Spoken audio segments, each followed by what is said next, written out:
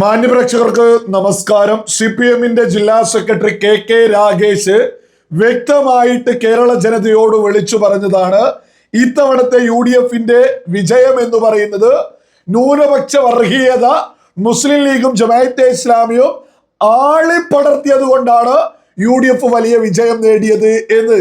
ഇതിന് മറുപടിയുമായിട്ട് Najma തബ്സീറ, block panchayat president കൂടിയാണ് ഈ നജ്മ തബ്സീറ എന്ന് പറയുന്നത്, ലീഗിന്റെ പെരിന്തൽമണ്ണ ബ്ലോക്ക് പഞ്ചായത്ത് പ്രസിഡന്റാണ്. എന്താണ് അവർ കൊടുത്ത മറുപടി എന്നുള്ളത് ഞാനത് വായിച്ചു കേൾപ്പിക്കാം. ലീഗുകാർ മതം നോക്കിയും പള്ളി നോക്കിയും വോട്ടു ചെയ്തതിനാലാണ് LDF തോറ്റതെന്ന് സ്വന്തം വാർഡ് മുതൽ പഞ്ചായത്തും മണ്ഡലവും ജില്ലയും ഉൾപ്പെടെ UDF-ന്റെ കയ്യിൽ തന്ന CPM കണ്ണൂർ ജില്ലാ സെക്രട്ടറി KK രാഗേഷ്. നമുക്ക് നോക്കാം. പയ്യന്നൂരിൽ V കുഞ്ഞികൃഷ്ണൻ സാഹിബിനെ വെള്ളൂർ ജുമാഅത്ത് പള്ളി നോക്കി ലീഗുകാർ ജയിപ്പിച്ചു. തളിപ്പറമ്പിൽ TK ഗോവിന്ദൻ മുസ്ലിയാരെ മതം നോക്കി ലീഗുകാർ ജയിപ്പിച്ചു. ഇരിക്കൂറിൽ ജനാബ് സജീവ് ജോസഫിനെ നിലാമുറ്റം പള്ളി നോക്കി ലീഗുകാർ ജയിപ്പിച്ചു. പേരാവൂരിൽ അഡ്വക്കേറ്റ് സണ്ണി ജോസഫ് സാഹിബിനെ മതം നോക്കി ലീഗുകാർ ജയിപ്പിച്ചു. കണ്ണൂരിൽ ജനാബ് T മോഹനൻ തങ്ങളെ സിറ്റിയിലെ ജുമാഅത്ത് പള്ളി നോക്കി ലീഗുകാർ ജയിപ്പിച്ചു.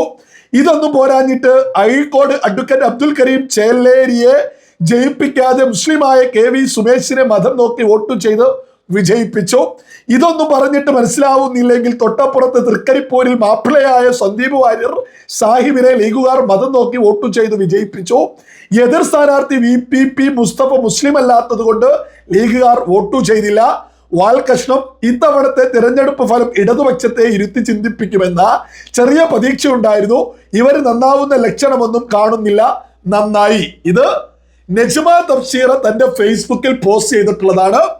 മുസ്ലിം ലീഗ് വർഗീയത ആളിൽ പടർത്തി എന്ന് പറയുന്നതിന് മറുപടിയായിട്ട് കോൺഗ്രസിലെ സണ്ണി ജോസഫും സന്ദീപ് വാര്യരൊക്കെ വിജയിച്ചതാണ് പൊക്കിപ്പടിച്ചിട്ടുള്ളത്.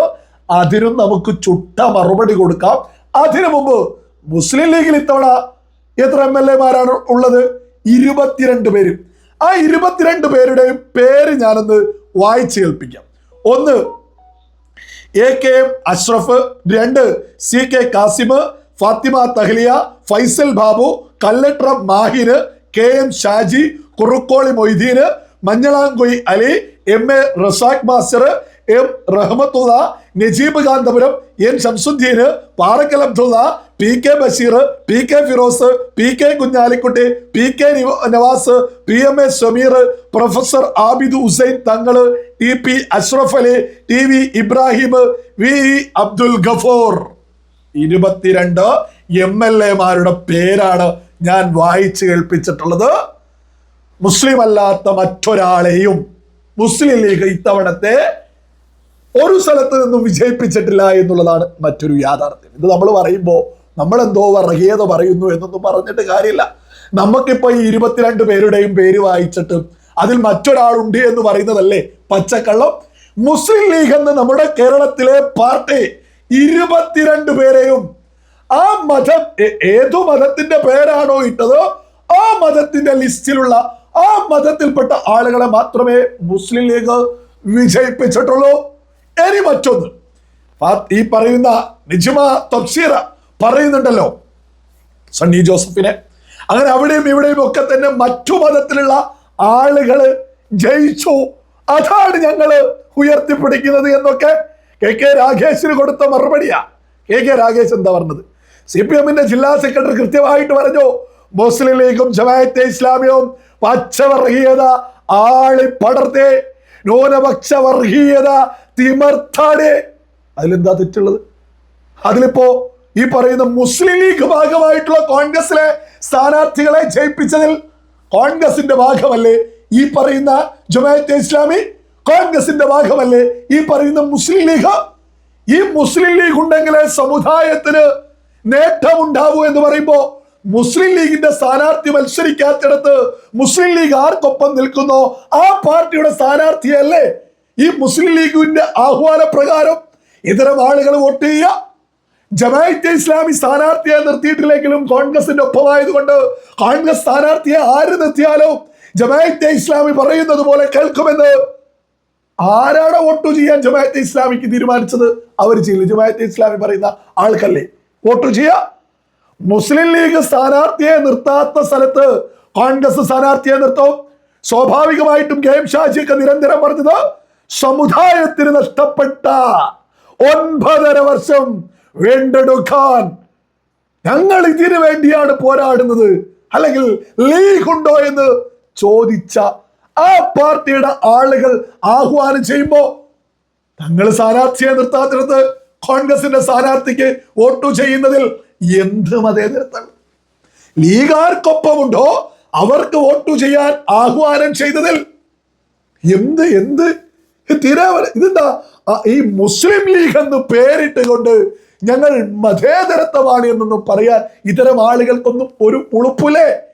ഈ ബ്ലോക്ക് പഞ്ചായത്ത് പ്രസിഡന്റ് ജനാധിപത്യം പോലും വേണ്ട എന്ന തരത്തിൽ ജനാധിപത്യത്തെ കുറിച്ച് പോലും പുച്ഛമായ രീതിയിൽ അവിടെയും മതത്തിന്റെ പേരിൽ ഒരുമിക്കണമെന്ന് പച്ചക്ക് പറഞ്ഞിട്ടുള്ളൊരു നേതാവ് കൂടിയാ ഈ ലീഗിന്റെ നേതാവ്. നിങ്ങളതൊന്ന് കേട്ടു. നമ്മൾ ഏതൊരിടത്തും നമ്മുടെ രാഷ്ട്രീയം ഉണ്ടാകുമ്പോഴും മതവിശ്വാസം എന്ന് പറയുന്നത് അതിൽ നിന്ന് പുറത്ത് വെച്ചുകൊണ്ട് ആ കുപ്പായി ഊരി വെച്ച് കയറാനുള്ളതല്ല നമ്മുടെ ഒരിടവും. സ്വാഭാവികമായും നമ്മൾ നിൽക്കുന്ന എല്ലായിടത്തും ആ സ്വത്വം അതിൽ വെളിപ്പെട്ട് വരും. പക്ഷെ ഇവിടെ പറഞ്ഞതുപോലെ തന്നെ അധികാര വിനിയോഗത്തിനായി അത് ഉപയോഗിക്കുമ്പോഴാണ് പ്രശ്നം. അതെനിക്കൊന്നും കൂടി ക്ലാരിഫൈ ചെയ്യണമെന്ന് വിചാരിക്കുന്നു. കാരണം ഈ ക്വസ്റ്റ്യനിൽ തന്നെ 2 കാര്യമുണ്ട്. ഒന്ന്, എൻ്റെ പൊളിറ്റിക്കൽ പാർട്ടിയിൽ ഒരു മതത്തിന്റെ പേരുണ്ട്. 2, മതം പറഞ്ഞ് വോട്ട് നേടാൻ ശ്രമിക്കുന്ന മറ്റൊരാളുണ്ട്. ഇത് രണ്ടാണ്. എൻ്റെ പാർട്ടിയുടെ പേരിൽ മതം ഉണ്ടാവുകയും അധികാര ലബ്ധിക്ക് വേണ്ടി തന്നെ ഞങ്ങൾ ഈ മതമുള്ള ഒരു രാഷ്ട്രീയ പാർട്ടിയായിട്ട് മുന്നോട്ട് പോവുകയും ചെയ്യുന്നു. അതിൻ്റെ കാരണം അധികാര വിനിയോഗവും ദുർവിനിയോഗവും 2ആണ്.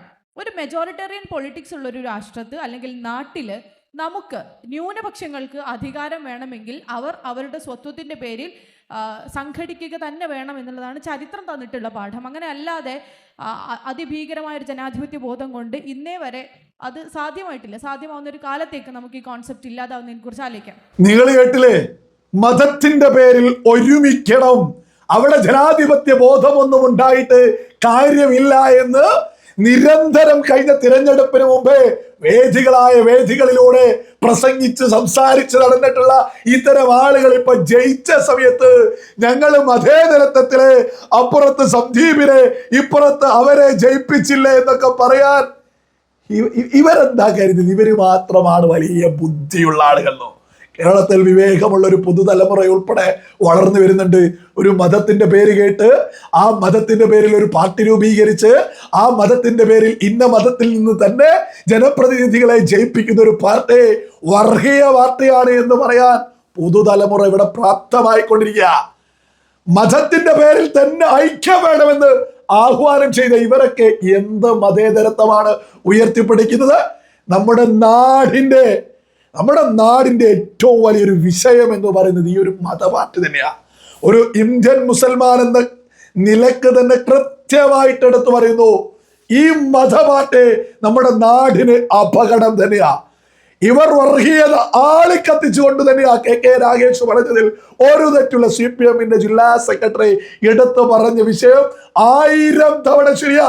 ഇവിടെ ബോധമുള്ള മുസൽമാന്, ബോധമുള്ള ഹിന്ദു, ബോധമുള്ള ക്രിസ്ത്യാനി, ബോധമുള്ള സകല മനുഷ്യരും ഒരേപോലെ ഈ മതത്തിന്റെ പേരിൽ ജനപ്രതിനിധികളായിട്ട് വിജയിപ്പിച്ചൊരു പാർട്ടിയെ രൂപീകരിച്ചൊക്കെ മുന്നോട്ട് പോകുന്ന ഈ ലീഗിനെ പുച്ഛിച്ച് തള്ളുക തന്നെ ചെയ്യണം.